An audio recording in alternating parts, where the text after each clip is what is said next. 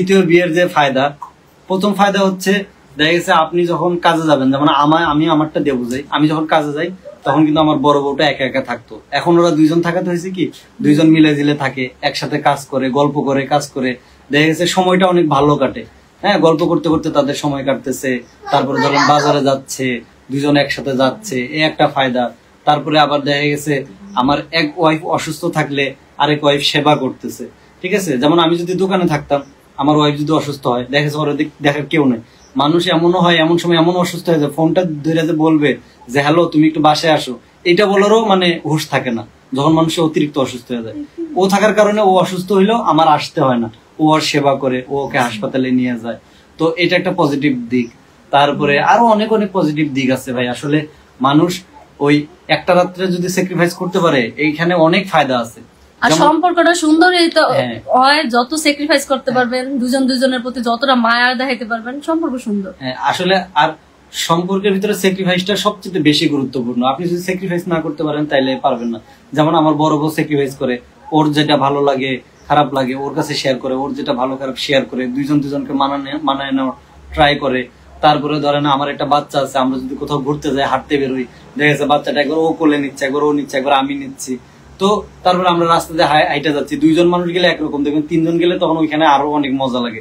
আমরা তিনজনে অনেক গল্প করি, অনেক হাসি তামাশা মজা করি। মানে এটা মানে অন্যরকম একটা লাইফ বলতে পারেন আসলে।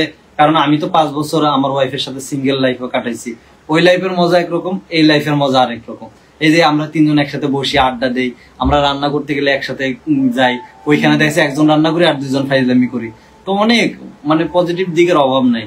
তারপরে বিয়েতে তো আপনার মনে করেন আরো ফায়দা আছে। আপনি বিয়ে করলে আপনি সুন্নত আদায় হচ্ছে, এখান থেকে আপনি ফায়দা পাচ্ছেন, দুনিয়া এবং আখিরাতের ফায়দা পাচ্ছেন।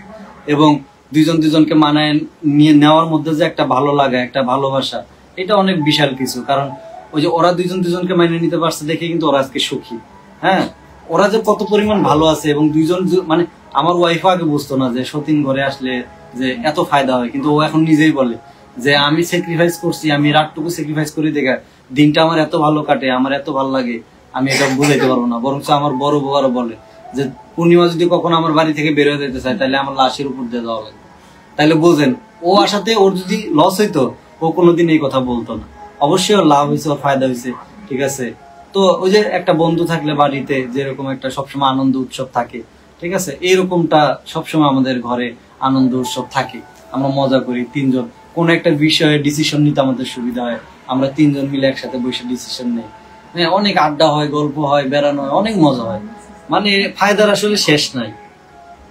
যথেষ্ট চেষ্টা করি, আমরা দুইজনই চেষ্টা করি আপনার বড় ভাবি যেন কখনো কষ্ট না পায়, এবং ও আমাদেরকে অনেক মানায় নেওয়ার ট্রাই করে, এবং আমরা তিনজনকে প্রচুর শ্রদ্ধা করি, মানায় নেই।